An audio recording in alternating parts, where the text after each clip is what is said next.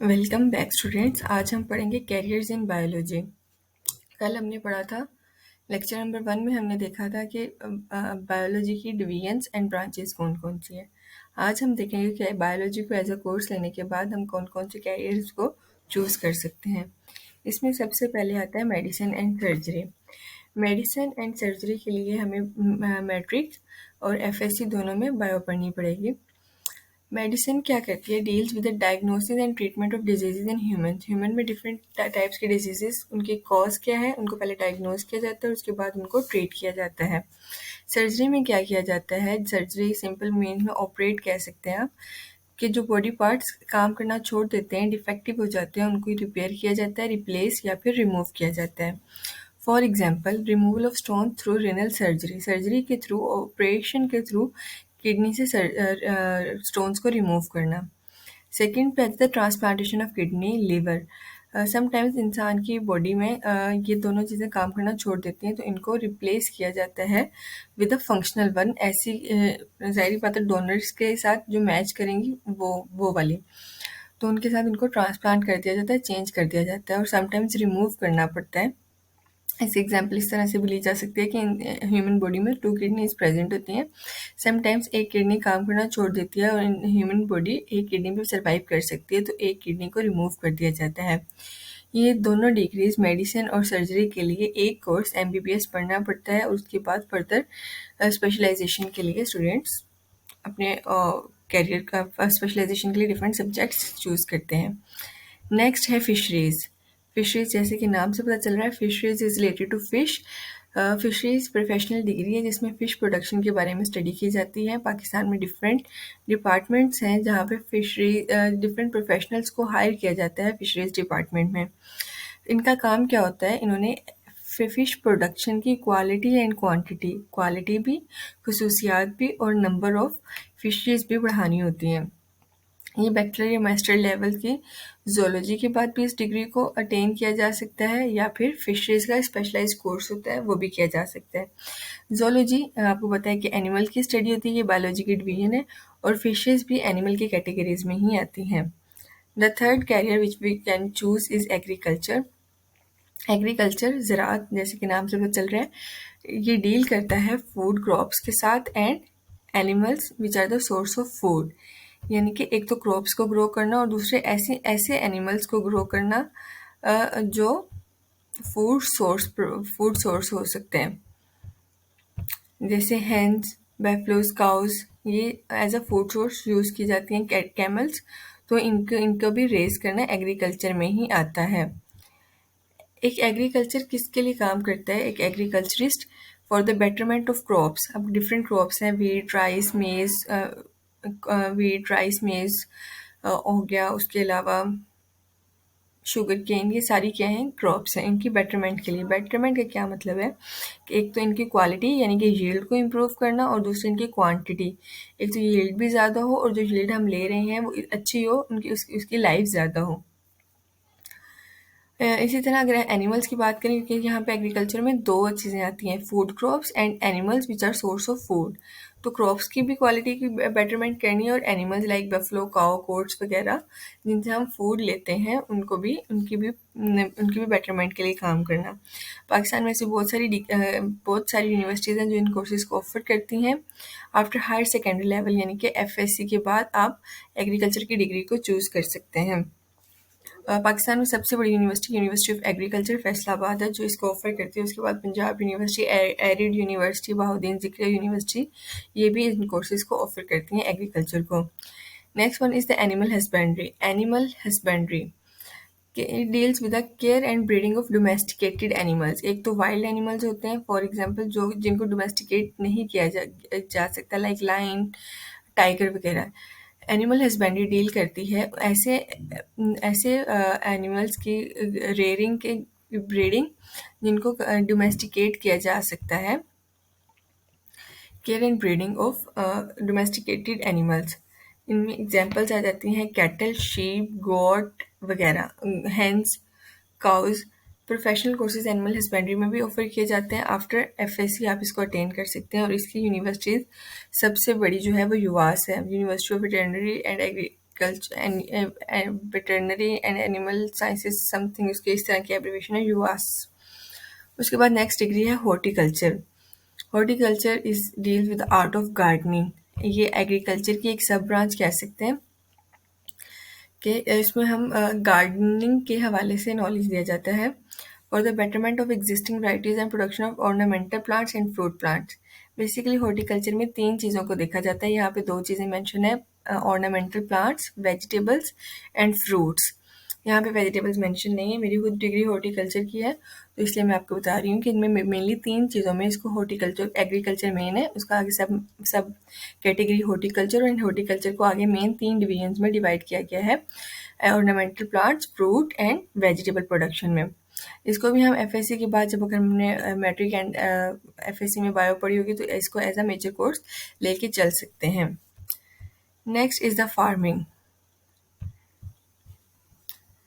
इसमें क्या होता है, development and maintenance of different types of forms. Different types के फॉर्म्स होते हैं उनकी, उनको डेवलप करना और उनको फिर मेंटेन करना, ये फार्मिंग में आ जाता है।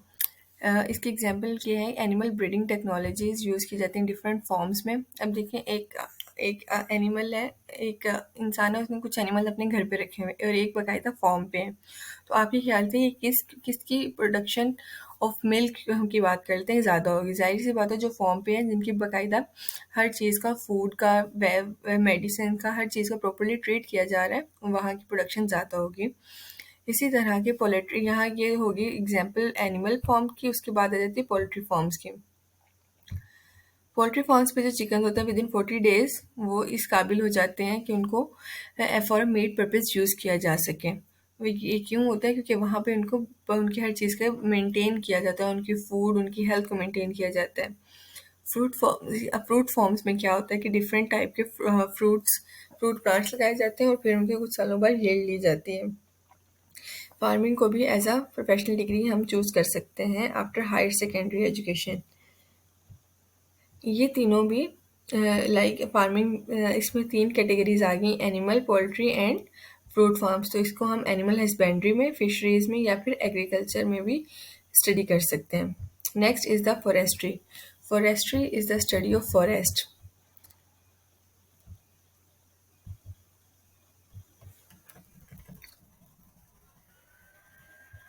इसमें क्या करते हैं, प्रोफेशनल्स लुक आफ्टर करते हैं नेचुरल फॉरेस्ट को।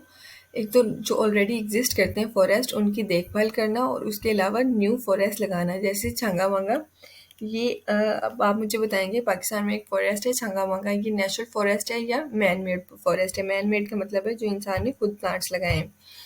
तो फॉरेस्ट्री के जो प्रोफेशनल्स होते हैं वो क्या करते हैं कि नेचुरल फॉरेस्ट की लुक आफ्टर करते हैं, उनका ख्याल रखते हैं, और सेकेंडली गवर्नमेंट को एडवाइस करते हैं कि अगर आपने पोल्यूशन कंट्रोल करनी है, आपने वेदर को कंट्रोल करना है, क्लाइमेट कंट्रोल करना है, तो और प्लांट्स लगाए जाएँ।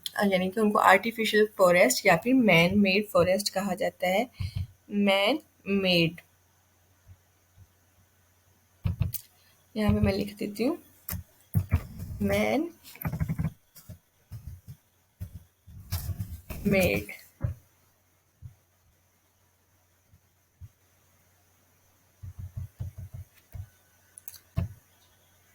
ठीक हो गया। उसके बाद नेक्स्ट आ जाता है हमारा, ये फॉरेस्ट्री भी बहुत सारी यूनिवर्सिटीज़ में ऑफ़र की जाती है, जैसे कि मैंने आपको बताया एग्रीकल्चर इनकी मेन ब्रांच है और इसको फर्दर सब डिवाइड किया गया है हॉर्टिकल्चर में, एग्रोनॉमी में, फॉरेस्ट्री में, और भी डिफरेंट ब्रांचेज़ हैं एग्रीकल्चर की।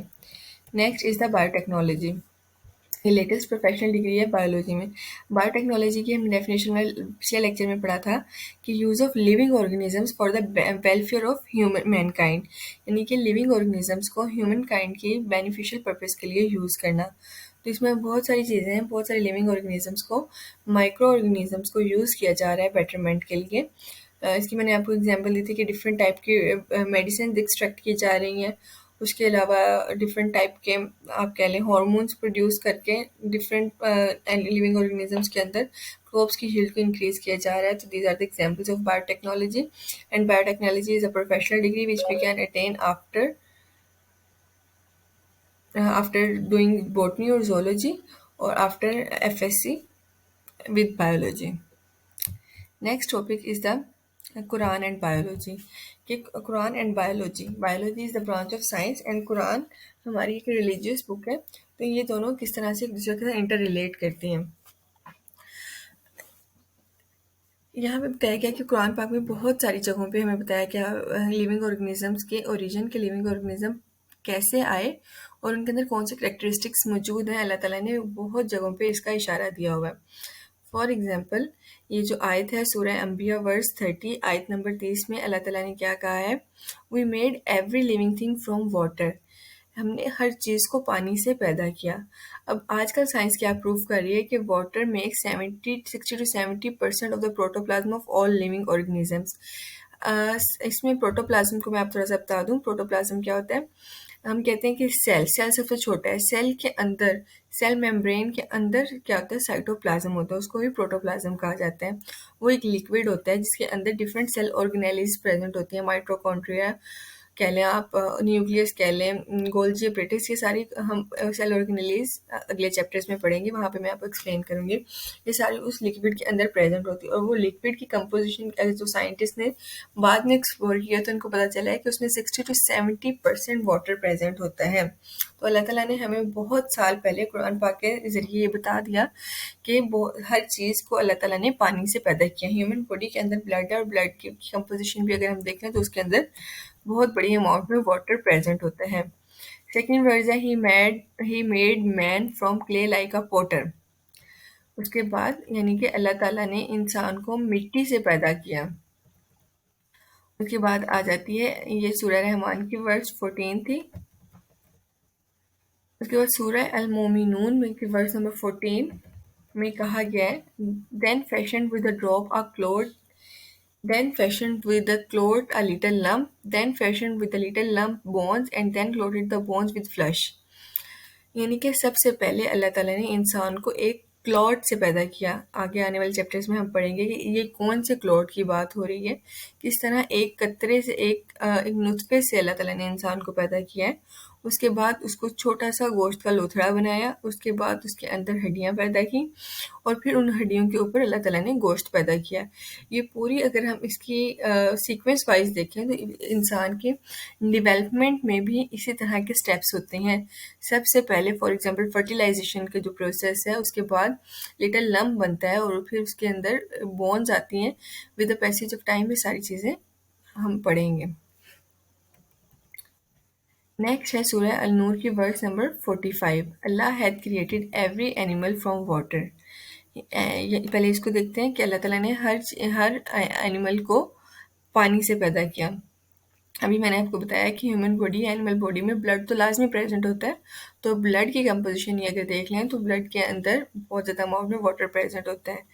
और फिर अल्लाह ताला ने क्या कहा है कि उनमें से हमने सब जानवरों को पानी से पैदा किया। उसके बाद कुछ अपने पेट के बल रेंगते हैं, कुछ अपनी 2 टाँगों पे चलते हैं और कुछ अपनी 4 टाँगों पे चलते हैं। अगर हम अपने इर्द-गिर्द ऑब्ज़र्व करें तो हमें इसकी बहुत सारी निशानियाँ मिल जाएँगी। अल्लाह क्रिएट्स बट ही प्लीज़, अल्लाह जो चाहता है पैदा करता है, उसकी हम अल्लाह ताला जिस चीज़ का इरादा फरमाता है, कुन फरमाता है और फ़यकुन, और वो हो जाती है। तो इस तरह से बायोलॉजी में जो चीज़ें हम आज पढ़ रहे हैं, ये अल्लाह ताला ने बहुत सालों पहले कुरान पाक में हमें बता दी थी।